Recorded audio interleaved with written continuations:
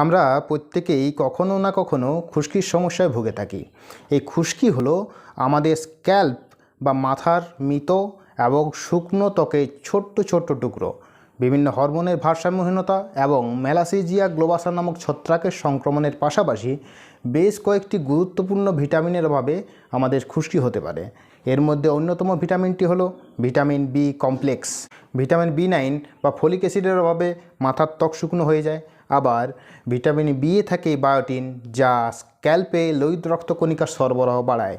তাছাড়া vitamin B2, বি3, বি6 এবং বি7-এর প্রভাবেও খুশকি হতে পারে।